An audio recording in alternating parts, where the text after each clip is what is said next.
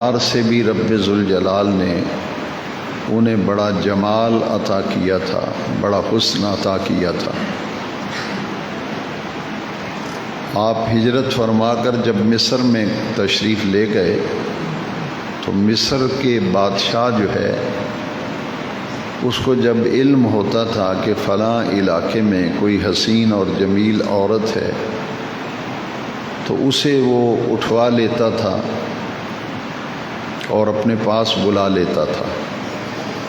حضرت ابراہیم خلیل اللہ علیہ السلام اس مختصر سے قافلے سے، حضرت لوط ہیں علیہ السلام ان کی بیوی ہیں، حضرت سارہ ہیں، جب مصر کی سرحد کو آپ نے کراس کیا تو وہ چوکی پر جو مخبر تھے انہوں نے مصر کے بادشاہ کو اطلاع دے دی کہ ایک قافلہ مصر کی حدود میں داخل ہوا ہے اور ان کے ساتھ بڑی ایک حسین و جمیل عورت ہے۔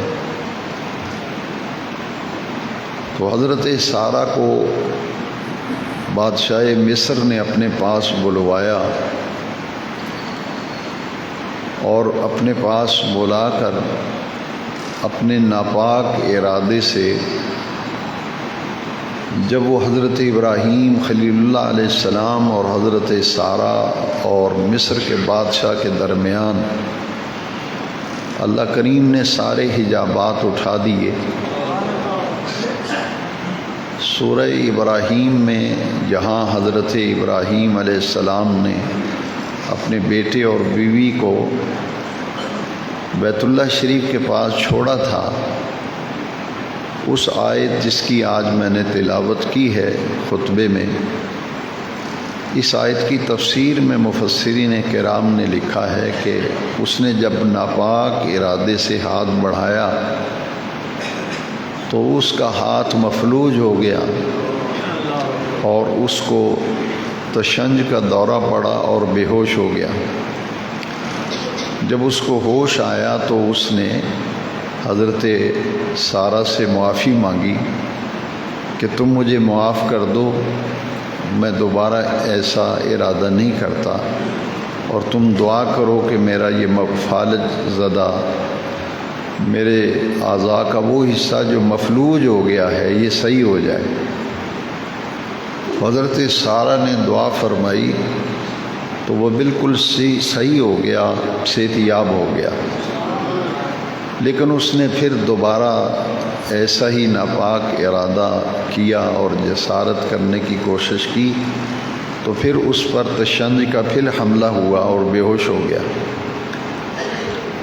جب اسے ہوش آیا پھر اس نے معافی مانگ لی اور پھر کہا کہ یہ آخری بار ہے، مجھے معاف کر دیں اور میرے لیے دعا کریں کہ میں صحت یاب ہو جاؤں۔ تو حضرت سارہ نے پھر دعا فرمائی اور وہ پھر صحت یاب ہو گیا۔ بادشاہ مصر نے کہا کہ میرے پاس ایک نوجوان لڑکی ہے،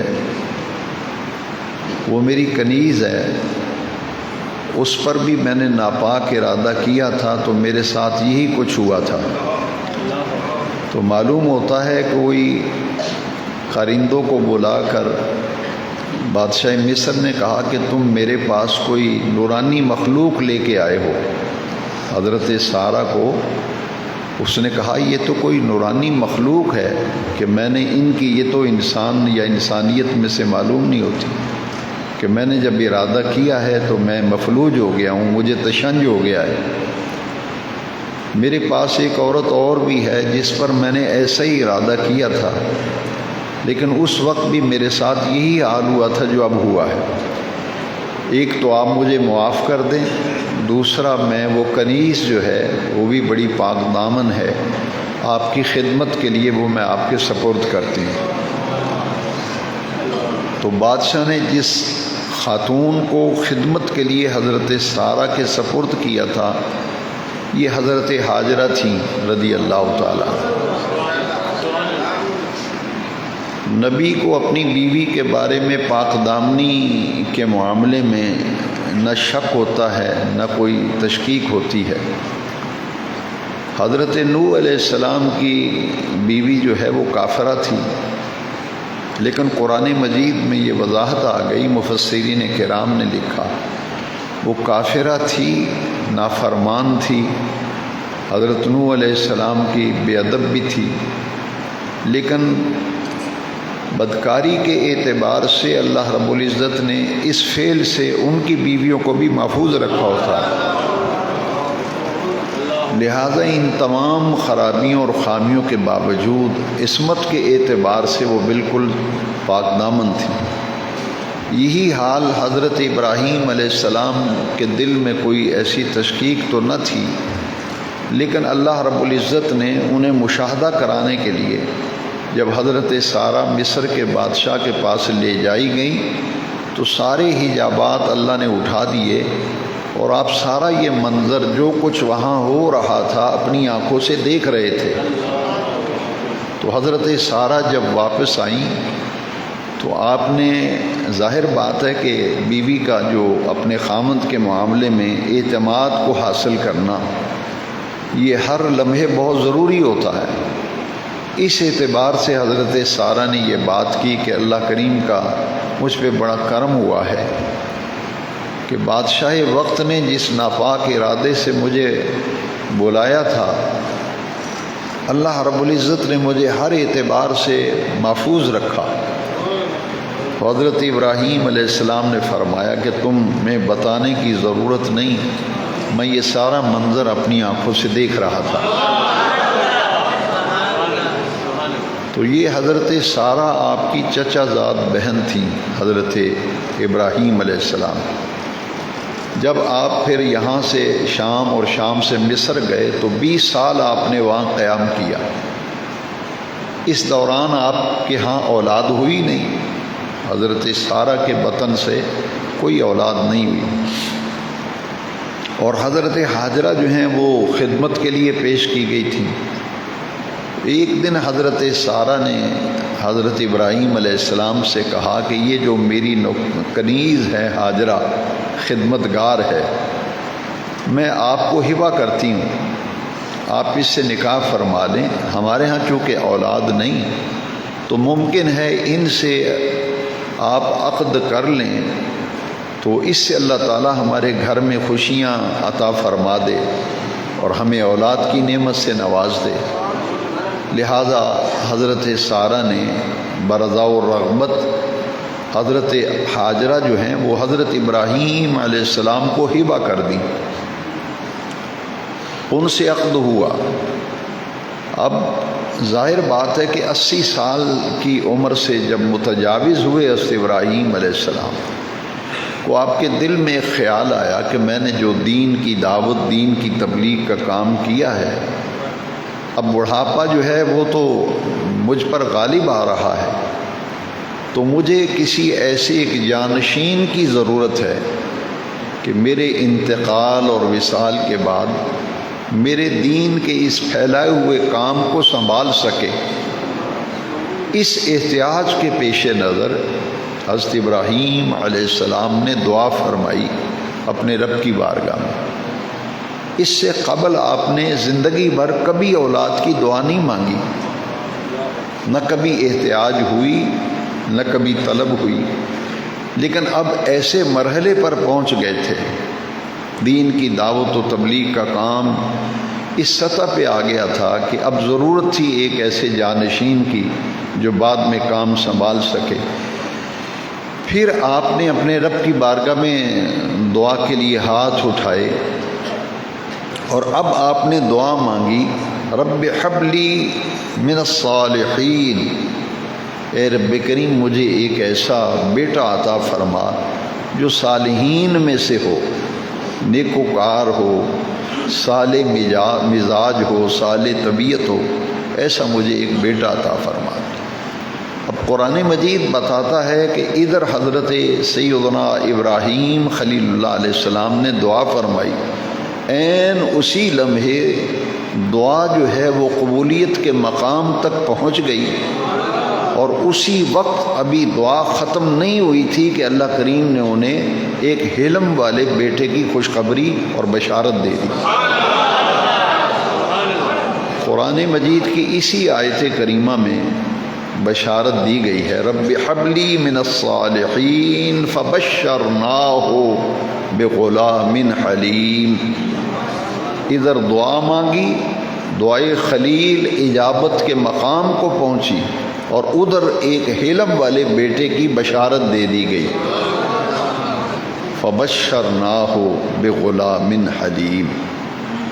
حضرت اسماعیل عطا کیے گئے، اور اسماعیل کا معنی ہے، یہ عبرانی زبان کا لفظ ہے، اسماعیل کا معنی ہے یا اللہ سن جو میں دعا مانگ رہا ہوں، جو تیری بارگاہ میں التجا کرنا ہوں، یا اللہ میری اس دعا کو، میری اس التجا کو سن، میری اس فریاد کو سن۔ اسماعیل کا لفظی معنی یہ ہے۔ اب جب اسماعیل علیہ السلام پیدا ہوئے تو حضرت سارہ کے ہاں چونکہ اولاد نہ تھی، اور پھر یہ سوکن کا جو تصور ہے معاشرے میں، کوئی بھی خاتون اس سے مبرہ نہیں ہو سکتی، یہ بشری تقاضے ہوتے ہیں، لہذا حضرت سارہ برداشت نہ کر سکیں، تو سوکن بن گئی نا حضرت ہاجرہ کی۔ اب کہ میرے ہاں تو اولاد نہیں، لیکن میری نوکرانی جو میں نے اپنے شوہر کو ہبہ کی تھی وہ صاحب اولاد ہو گئی ہے، تو دل میں جو اولاد کی ایک حسرت تھی، اور پھر جب بیٹا پیدا ہوتا ہے تو باپ کی توجہ کا مرکز وہ فرزند ہوتا ہے جو بیوی سے پیدا ہوتا ہے۔ حضرت ابراہیم علیہ السلام کی توجہ حضرت اسماعیل کی طرف ہو گئی، تو حضرت ابراہیم علیہ السلام حضرت سارہ کا بہت خیال رکھتے تھے، اس اعتبار سے کہ حضرت سارہ کے سامنے کبھی بھی حضرت اسماعیل کو اٹھاتے نہیں تھے، پیار اور شفقت نہیں کرتے تھے کہ اسے دیکھ کر دل کو تکلیف نہ ہو۔ لیکن ایک دن ایسا ہوا کہ حضرت ابراہیم علیہ السلام نے حضرت اسماعیل کو اٹھایا ہوا تھا، پیشانی پہ بوسہ دے کے سینے سے لگا رہے تھے، حضرت سارہ نے دیکھ لیا۔ جیسے ہی دیکھا تو وہ برداشت نہ کر سکیں بشری تقاضوں کے پیش نظر۔ اب جیسے عورتوں کا معاملہ ہوتا ہے، آپ جتنی مرضی کوشش کریں گے یہ معاملہ ٹھیک نہیں ہو سکتا، تفسیریں پڑھیں اسی آیت کی تفسیر میں، یہ فطرتی تقاضے ہوتے ہیں کہ شوہر کسی اور طرف اگر مائل ہو تو بیوی ہرگز برداشت نہیں کرتی، یہاں تک کہ اپنی ماں کا اگر شوہر خیال رکھتا ہے تو بیوی وہ بھی برداشت نہیں کرتی، وہ کہتی جو کچھ باہر سے لاتا ہے ماں کو چوری چھپے دیتا ہے، مجھے نہیں دیتا۔ وہ سمجھتی ہے کہ چونکہ اب میں آ گئی ہوں، میں گھر کی مالک ہوں، تو ان سے کوئی مبرہ نہیں ہے، یہ بشری تقاضے ہوتے ہیں۔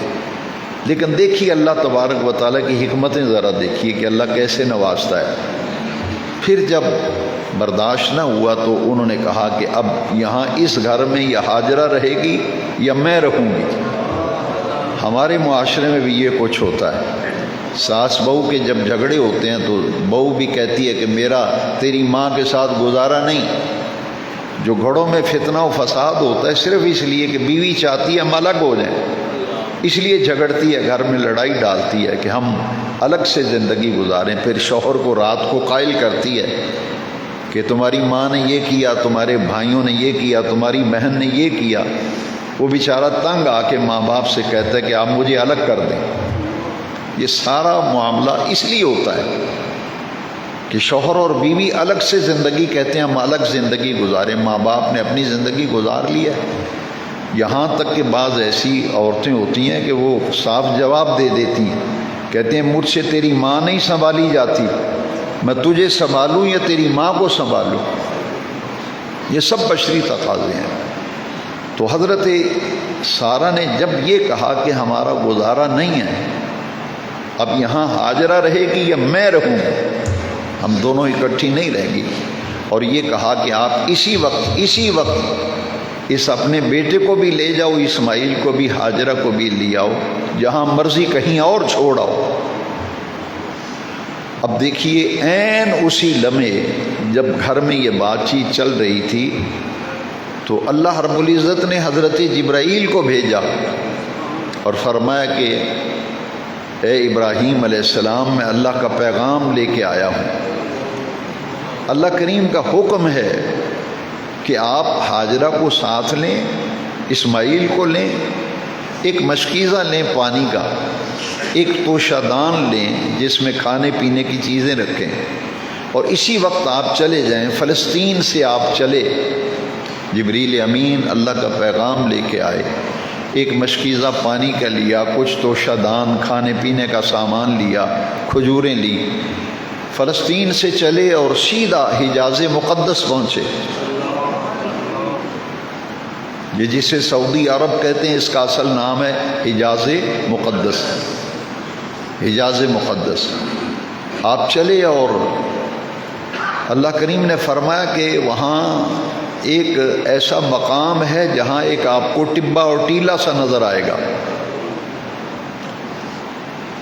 وہاں میرا گھر ہے۔ آپ ہاجرہ کو، اسماعیل کو اس ٹیلے کے قریب چھوڑ آئیں اور چھوڑ کر کے آپ واپس آ جائیں۔ یہاں تو کوئی شہر نہیں تھا، کوئی آبادی نہیں تھی جہاں آج مکہ مکرمہ ہے، یہاں تک کہ کوئی ایک انسان بھی وہاں نہیں نظر آتا تھا، بیابان ہے۔ قرآن مجید میں اسے کہا گیا غیر ذی زرع وادی، وادی غیر ذی زرع، جہاں کاشت نہیں، درخت نہیں، انسان نہیں، پانی نہیں، انسانی زندگی کا کوئی آثار ہی نہیں۔ کتنا مشکل امتحان تھا۔ پچھلے جمعے کے بیان کے ساتھ آج کے بیان کو ملائیں گے تو بات سمجھ میں آئے گی۔ وَإِذِ ابْتَلَىٰ إِبْرَاهِيمَ رَبُّهُ بِكَلِمَاتٍ فَأَتَمَّهُنَّ، ہم نے آزمایا بہت سی چیزوں میں اپنے پیارے خلیل کو، اور ہر آزمائش میں خلیل پورے اترے، ہر امتحان میں کامیاب ہو گئے۔ اب یہ امتحانات میں ڈالا گیا اس لیے کہ ہر بندہ یہ چاہتا ہے کہ مجھے گھر بیٹھے کامیابیاں مل جائیں، مجھے محنت نہ کرنی پڑے، مشقت نہ کرنی پڑے، دولت بھی مجھے گھر بیٹھے مل جائے، عزت بھی میری گھر بیٹھے ہو، مقام بھی گھر بیٹھے ملے، کوئی کوشش و محنت نہ کرنی پڑے۔ انبیاء کرام کو امتحانات میں سے اس لیے گزارا گیا۔ پھر کربلا کا جو امتحان تھا، ڈاکٹر اقبال نے بھی اشارہ کیا ان آزمائشوں کی طرف۔ اقبال کہتے ہیں نہایت سادہ و رنگین ہے داستان حرم، نہایت اس کی حسین ابتدا ہے اسماعیل۔ یہ جو آزمائشیں ہیں اللہ کے ہر نیک بندے پر آزمائش آئی، بڑی بڑی تکلیفیں آئیں، اور جب ان تکلیفوں میں وہ صبر و استقامت و استقلال کے ساتھ پورا اترتے ہیں تو پھر اللہ کریم پوری دنیا کو یہ بتانا چاہتا ہے کہ جن کو میں نے عزتیں عظمتیں دی ہیں، دیکھیے میرے راستے میں انہوں نے کتنی تکلیفیں اٹھائیں، لیکن انہوں نے اف تک نہیں کی، شکوہ تک نہیں کیا۔ ان سارے امتحانات میں حضرت ابراہیم علیہ السلام گزرے، کہیں شکوہ نظر نہیں آتا، کہیں شکایت نظر نہیں آتی۔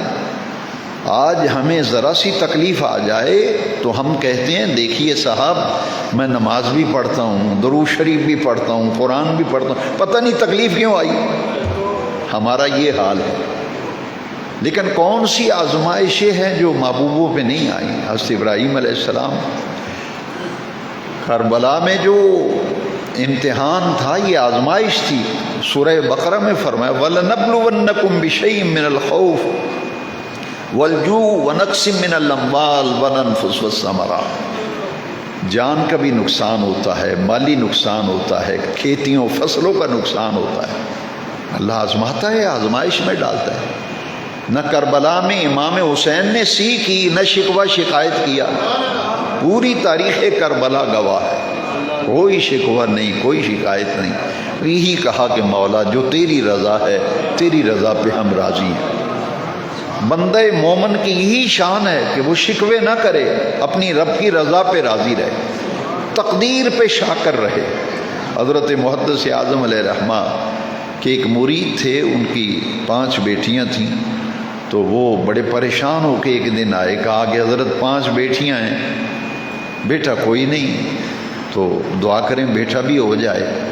تو آپ نے جو جملے کہے تھے میں اس بیان کے ساتھ ان جملوں کو اس لیے ملا رہا ہوں تاکہ بات سمجھ میں آ جائے۔ فرمایا اللہ کی تقدیر پہ شاکر رہنا، اللہ کی تقدیر پہ یہ 5 بیٹیاں ملی ہیں، یہ تقدیر ہے اللہ کی، اس پر شکر کرتے رہو، شکوہ نہ کرو، شکایت نہ کرو، او میری 5 بیٹیاں ہو گئیں، بیٹا ایک بھی نہیں دیا اللہ نے۔ اور میں شکوہ شکایت نہ کرنا، اللہ کی تقدیر پہ شاکر رہنا، اللہ آپ کو 3 بیٹے دے گا،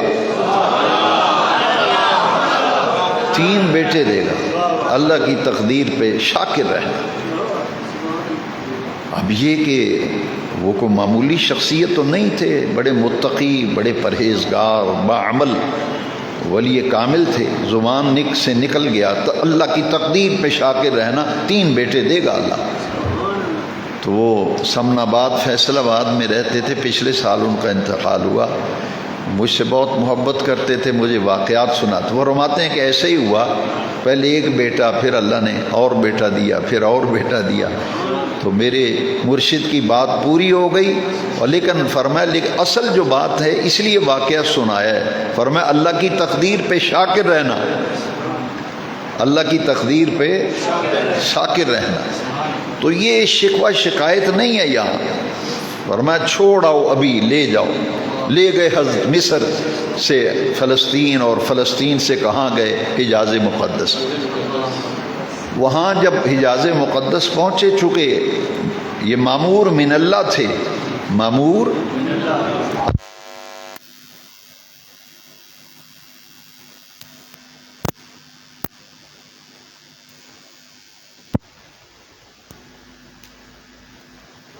کہ وہ ٹیلہ کہاں ہے جہاں چھوڑ کے آنا ہے، خود رب ذوالجلال نے رہنمائی کی، منزل بمنزل اس مقام پر پہنچ گئے جہاں آج خانہ کعبہ ہے، بیت اللہ۔ کوئی عمارت ہی نہیں، درخت بھی نہیں۔ حضرت حاجرہ نے چاروں طرف دیکھا کہ یہاں تو کوئی انسان ہی نہیں، آبادی نہیں، بستی نہیں، پانی کا کہیں دور دور تک نام و نشان ہی نہیں، وادی غیر ذی زرع، سورہ ابراہیم قرآن مجید۔ وہ جو ایک ٹبا سا تھا، ٹیلا سا، ریت چڑی ہوئی ہے، نیچے بنیادیں ہیں بیت اللہ کی، طوفان نوح میں یہ عمارت گر گئی تھی، اس کے بعد تعمیر ہی نہیں ہوا، ریت اور ٹیلا ہے، مٹی ہے۔ حضرت حاجرہ کو اونٹنی سے بٹھایا نیچے زمین پر، اسماعیل کو لٹایا علیہ السلام، اور پانی کا مشکیزہ بھی رکھا اور کھجوریں توشہ دان بھی۔ نہ کوئی بات کی، نہ کوئی کچھ کہا، بس سلام کہہ کے اپنی اونٹنی پہ بیٹھ کے واپس ہو گئے۔ تصور کریں کیسی آزمائش، کیسا امتحان ہے۔ حضرت حاجرہ نے دیکھا کہ یہ کیا ہو رہا ہے میرے ساتھ، مجھے جنگل میں پھینک کے جا رہے ہیں، بیٹا بھی نو مولود، اسے بھی، اور کچھ بتایا ہی نہیں، نہ خرچہ پانی دیا، بھاگ گئے۔ ایک دن بیوی کو خرچہ نہ دیں، دوسرے دن کیا عشر ہوتا ہے آپ کا۔ دیکھیے اللہ کے محبوب بندے، مرد ہو یا عورت، کیسے سرفراز کرتا ہے اللہ تعالیٰ، کیسے انہیں بلند حوصلہ، عزم اور ہمت و استقلال اور استقامت عطا کرتا۔ ایک اکیلی عورت جنگل میں رات گزارے، بچہ بھی اس کا ساتھ ہے۔ حضرت اسماعیل علیہ السلام، حضرت حاجرہ دیکھ رہی ہیں، سیدنا ابراہیم اونٹنی پہ بیٹھ کے تو چل پڑے۔ جب چلے تو حضرت حاجرہ دوڑی ساتھ، وہ اونٹنی کے ساتھ ساتھ چل رہی ہیں، کہتی ہیں یہ ہمیں یہاں کیوں چھوڑ کے جا رہے ہیں، کیوں چھوڑ کے جا رہے ہیں؟ این تذهب وتترکنا فی ھذا المقام لا انس ھذا ولا شیء، آپ ہمیں ایسے مقام پہ چھوڑ کے جا رہی ہیں جہاں کوئی انسان ہی نہیں، کوئی پانی کا نام و نشان نہیں، درخت نہیں ہے، تو یہ ایسا کیوں کر رہے ہیں ہمارے ساتھ؟ تو آپ نے جواب نہیں دیا۔ 3 دفعہ کہا حضرت حاجرہ نے۔ حضرت اسماعیل علیہ السلام وہاں ہیں، حضرت حاجرہ اونٹنی کے ساتھ دوڑ رہی ہیں، 3 مرتبہ کہا، ابراہیم علیہ السلام نے جواب ہی نہیں دیا۔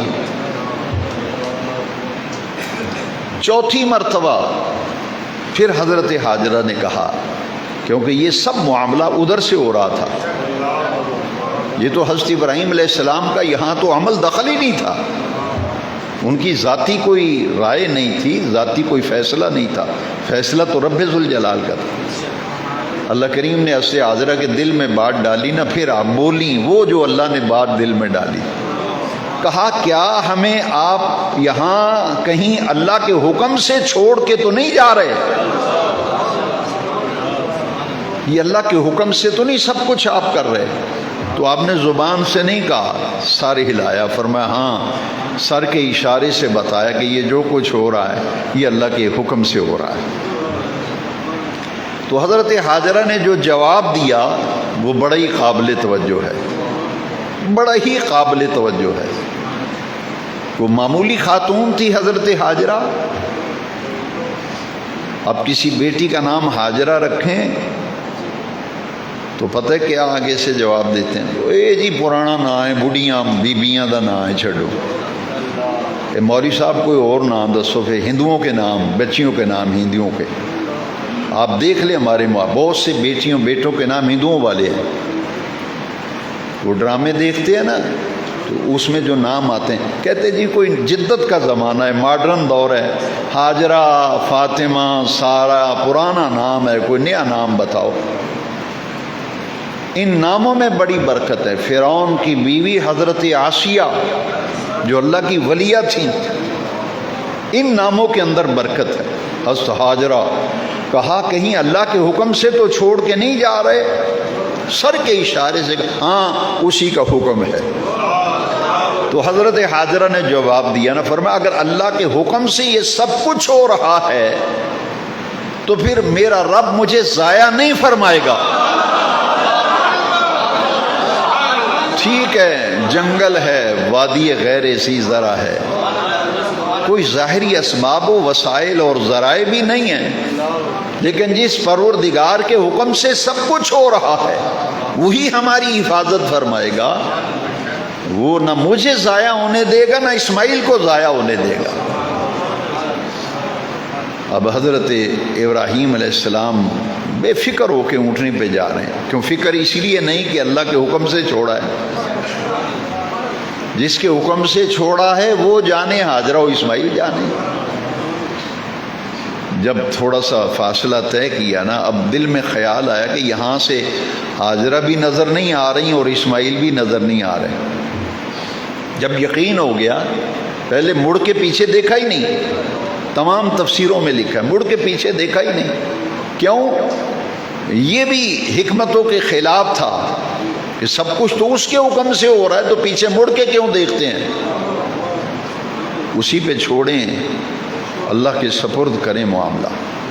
اب جب دل میں خیال آیا کہ ایسے مقام پر آ گیا ہوں یہاں سے حاجرہ بھی نظر نہیں آئیں گی، اسماعیل بھی نظر نہیں آئیں گے.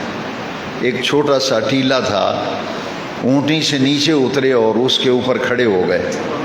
ایک روایت میں یہ ہے کہ نہیں، اونٹنی کا رخ آپ نے ادھر کر لیا جہاں بیت اللہ تھا.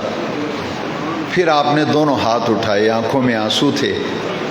آپ دیدہ ہو کر اور آپ نے پھر دعا مانگی جو سورہ ابراہیم میں اور قرآن مجید میں، جس کو آج میں نے بطور موضوع عنوان تلاوت کیا ہے. آپ نے پھر یہ دعا مانگی، ربنا، اے میرے پروردگار، اے ہمارے رب، انی اسکنتو، میں نے رہائش پذیر کر دیا ہے، من ذریتی، اپنی ذریت کو، بیوی کو اور بیٹے کو، بوادن، ایک ایسی وادی میں، غیر ذی زرع، جو غیر ذی زرع وادی ہے، کاشت نہیں ہے، پانی نہیں ہے، انسان نہیں ہے، آبادی نہیں ہے، یہ وادی غیر ذی زرع ہے. میں اپنی بیوی کو بھی وہاں چھوڑ آیا ہوں، اپنے بیٹے کو، اپنی ذریت بیوی اور اولاد کو ذریت کہتے ہیں، میں وہاں چھوڑ آیا ہوں. انی اسکنت من ذریتی بواد غیر ذی زرع. اور کہاں چھوڑا ہے یہ نقطہ بڑا قابل غور ہے اس آیت میں، ان بیتک المحرم. یا اللہ میں کسی عام جگہ پہ چھوڑ کے نہیں آیا، تیرا حرمت والا گھر ہے نا بیت اللہ، وہاں چھوڑ کے آیا ہوں. ان بیتک المحرم. جہاں حضرت حاجرہ حضرت اسماعیل کو چھوڑ کے آئی تھیں وہاں زمزم ہے. وہاں کنواں کون سا ہے؟ زمزم. اب تو مٹا دی ہے. جب میں 1994 میں پہلی مرتبہ حرمین شریفین حاضری ہوئی اور پھر 95 میں نے حج کیا، پھر 97 میں گیا۔ تینوں سال میں نے وہ دیکھا کہ حرم شریف کے بالکل حجر اسود کے قریب فرش کے اوپر لکھا ہوا تھا زمزم، کہ یہاں نیچے زمزم کا کنواں ہے، لیکن اب خدا جانے کیا حکمت ہے، وہ مٹا دیا گیا ہے، وہ پتھر اکھاڑ دیا گیا ہے۔ جن لوگوں نے پرانے حج کیے ہیں انہوں نے وہ کنواں وہ دیکھا ہے، وہ مقام دیکھا ہے، پانی کی موٹریں لگی ہوئی ہیں۔ اب یہ وہ جگہ ہے جہاں حضرت ہاجرہ کو حضرت اسماعیل کو چھوڑ کے آئے تھے۔ یہ بالکل بیت اللہ کی دیوار کے قریب جگہ تھی، متصل۔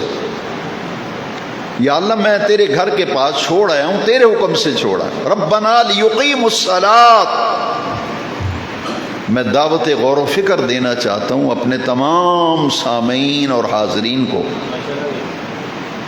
سب سے پہلی دعا کیا دی حضرت ابراہیم علیہ السلام؟ بیوی بیٹے کے لیے کیا دعا مانگی؟ ربنا لیقیموا الصلاۃ، اے پروردگار انہیں پکا نمازی بنا دے، انہیں پکا۔ چاہیے تو یہ تھا کہ کچھ کھانے پینے کی دعا کرتے، یا اللہ میں چھوڑ کے جا رہا ہوں، ان کے کچھ کھانے پینے کا بندوبست کر دے، ان کے لیے بستر اور آرام کا کوئی انتظام کر دے۔ یہ دعا تو مانگی نہیں، دعا یہ مانگی، پہلی دعا یہ مانگی ربنا لیقیموا الصلاۃ، انہیں پختہ نمازی بنا دے، میری بیوی کو میرے بیٹے کو پکا پختہ نمازی بنا دے۔ فَاجْعَلْ أَفْئِدَةً مِّنَ النَّاسِ، اب یہ وہ دعا ہے جس کی برکت آپ ذی الحج کی 9 تاریخ کو میدان عرفات میں دیکھتے ہیں۔ یہ وہ دعا ہے جس کی برکتیں آپ کو طواف زیارت میں نظر آتی ہیں۔ یہ وہ دعا ہے جو رمضان شریف میں جس کے اثرات آپ کو مکہ میں نظر آتے ہیں۔ وہ دعا کی تھی یا اللہ لوگوں کے دل ان کی طرف مائل کر دے، اسماعیل اور ہاجرہ کی طرف ان کے دل مائل کر دے۔ جو لوگ ولیوں سے بغض رکھتے ہیں، اللہ کے پیاروں سے بغض، یہ بابے ہیں، بابوں کو مانتے ہیں، یہ بابوں کے پیچھے پھرنے والے ہیں۔ بھئی یہ بابے نہیں تھے، کون تھے؟ بابے کا معنی کیا ہے؟ اللہ کا مقرب، اللہ کا محبوب، اللہ کا برگزیدہ بندہ ہو یا بندی ہو۔ یہی تو دعا مانگی فَاجْعَلْ أَفْئِدَةً مِّنَ النَّاسِ، یا اللہ لوگوں کے دل ان کی طرف مائل کر دے، لوگوں کے دل ان کی طرف موڑ دے۔ لہٰذا یہ دعا مانگی جا رہی ہے جو اللہ کے محبوب اور مقبول ہیں، یا اللہ ان کی طرف ہمارے دلوں کو موڑ دے۔ فَاجْعَلْ أَفْئِدَةً مِّنَ النَّاسِ تَهْوِي إِلَيْهِمْ، لوگوں کے دلوں کا رجحان اور ان کی طبیعت کا میلان اور رجحان ان کی طرف کر دے۔ وَارْزُقْهُم مِّنَ الثَّمَرَاتِ، آخری دعا پھر وہ کی جسے ہم پہلے درجے میں رکھتے ہیں۔ یہ ہے اللہ کے پیاروں کی شان۔ سب سے آخر میں وہ دعا مانگی جس کی سب سے پہلے مجھے بھی فکر ہے، آپ کو بھی فکر ہے۔ جو پیارے ہوتے ہیں انہیں اس کی فکر ہی نہیں ہوتی۔ یہی تو توکل ہے۔ وَارْزُقْهُم مِّنَ الثَّمَرَاتِ، یا اللہ انہیں رزق دے، لیکن کون سا رزق دے؟ وَارْزُقْهُم مِّنَ الثَّمَرَاتِ، انہیں پھلوں کا رزق عطا فرما۔ یہ دعا اگر اس کے ثمرات آپ نے دیکھنے ہیں تو مکہ شریف جائیں۔ مکہ شریف میں پوری دنیا کا پھل ملے گا۔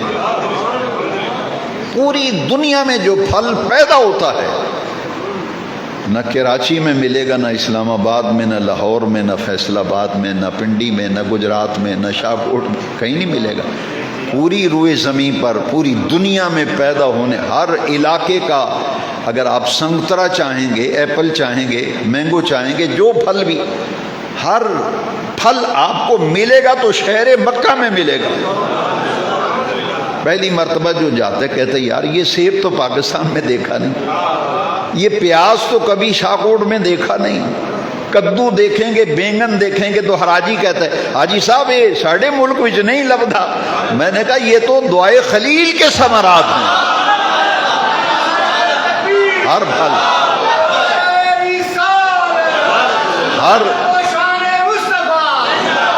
ہر پھل ہر سبزی اگر ملے گی تو شہر مکہ میں ملے گی۔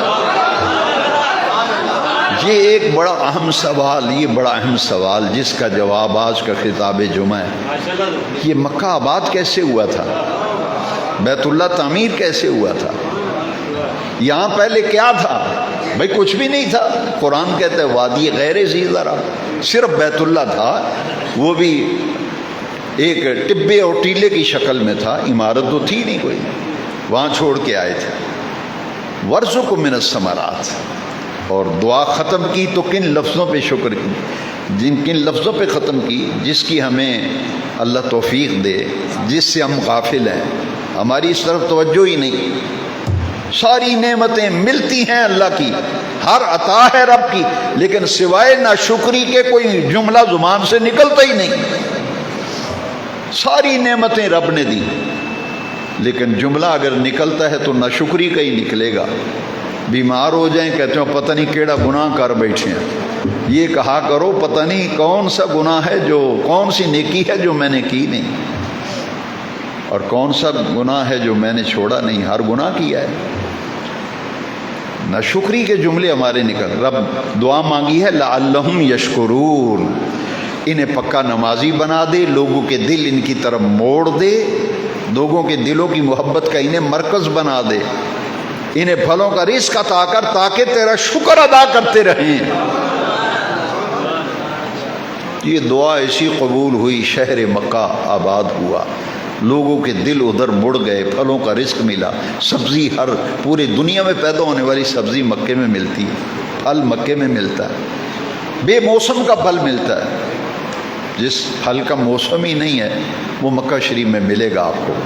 یہ دعائے خلیل کی برکات ہیں، ثمرات۔ اب وہ پانی کتنی دیر چلتا؟ مشکیزہ جو ہے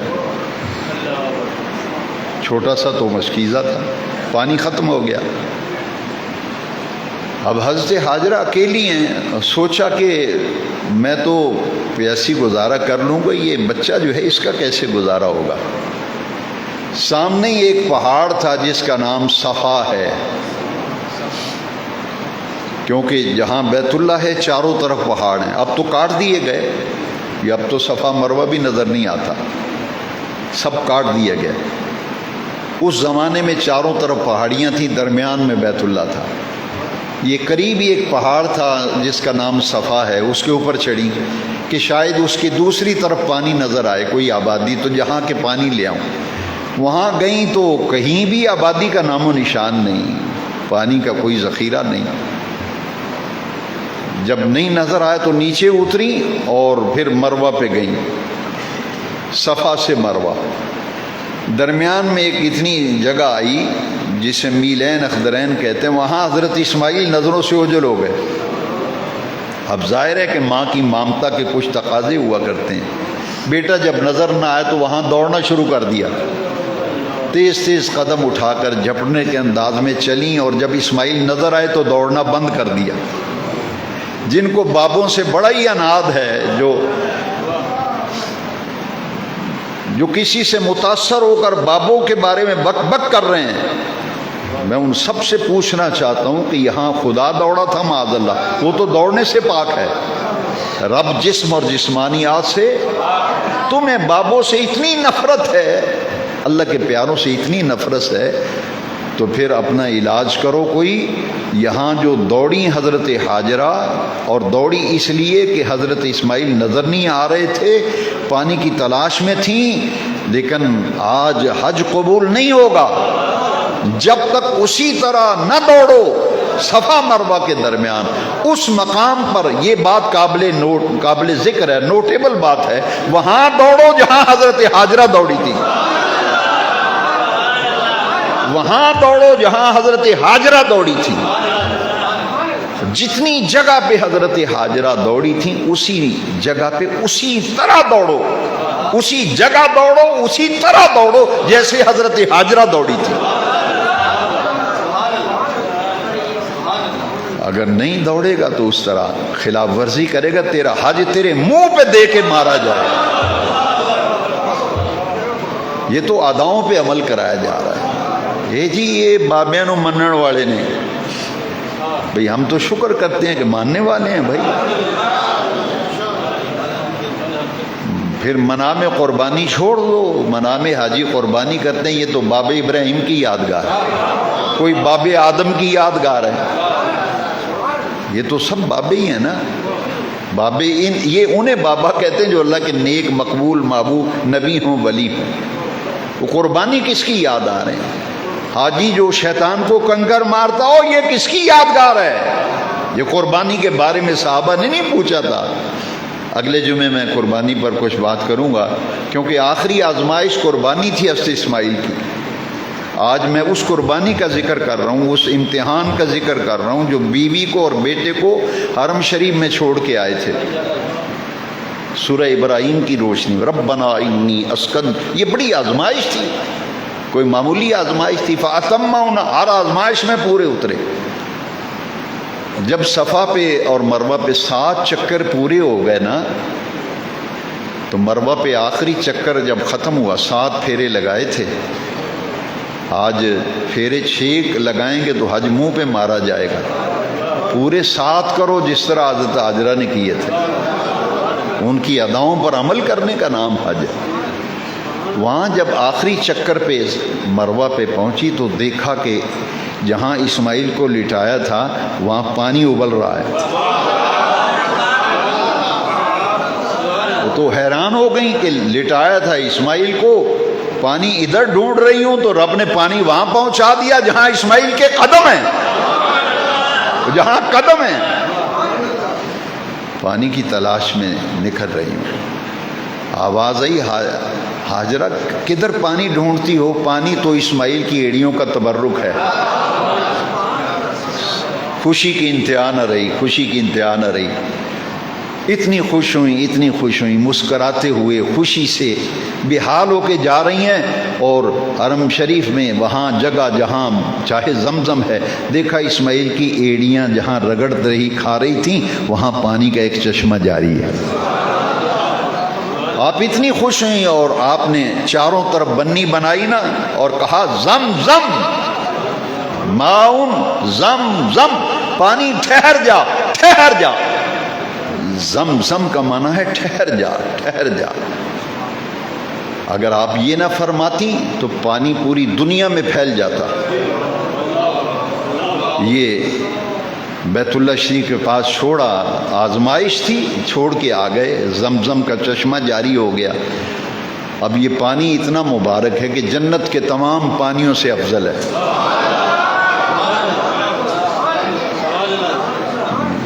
یہ اللہ معاف کرے ایسے جملے بولتے ہیں بہت تکلیف. بابت شیعی کوئی نہیں، حرامی کہیں کا، یہ تیرے نزدیک شیعی کوئی نہیں. اللہ تو ان کی اداؤں پہ عمل کروا رہا ہے. اور زمزم کیوں پیتے ہو؟ یہ کس کی ایڑیوں کی رگڑ سے پیدا ہوا؟ یہ کس کے قدموں کا تبرک ہے؟ تبرک ہے جی، ہمیں تبرک شبرک لایا ہے انہوں نے. یہ جتنے خبیث الفطرت لوگ ہیں مذاق اڑاتے ہیں ولیوں کا، تبرک کا مذاق اڑاتے ہیں، لنگر کا مذاق اڑاتے ہیں. میں ان سے پوچھتا ہوں زمزم کی کیا اہمیت ہے؟ یہ جنت کے تمام پانیوں سے بھی افضل ہے. حوض کوثر، کوثر کے پانی سے بھی تسنیم جو جنت کا ایک چشمہ ہے. محدثین نے لکھا کہ زمزم یہ تو جنت کے تمام پانیوں سے افضل ہے.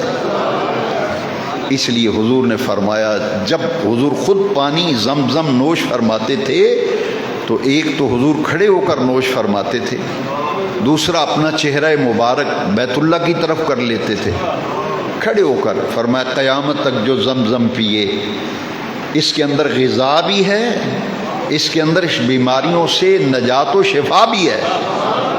حدیث شریف میں ہے زمزم غذا بھی ہے. جتنا مرضی سیر ہو کے پئیں پیٹ نہیں بھرتا. یہاں پانی پئیں تو کہتے ہیں بس میں رج گیا. زمزم پیتے جائیں سیر ہی نہیں ہوتے. یہ شفا بھی ہے اور اس کے اندر غذا بھی ہے. اب زمزم میرے آقا کی حدیث ہے، جب بھی پیو تو ساتھ یہ دعا مانگو، اللہم انی اسألوکا رزقا واسعا حلالا طیبا وعملا متقبلا وشفاء من کل داء. یا اللہ مجھے حلال اور پاکیزہ روزی عطا فرما، علم نافع عطا فرما، اور ہر بیماری سے مجھے نجات اور شفا عطا فرما۔ یہ وہ دعا مخصوص ہے جو زمزم پیتے وقت پڑھی جاتی ہے، ربنا انی اسکنت من ذریتی بواد قی۔ یہ بھی بڑی آزمائش تھی۔ اس کے بعد پھر آخری آزمائش تھی، وہ تھی اسماعیل علیہ السلام کی قربانی۔ وآخر دعوانا الحمد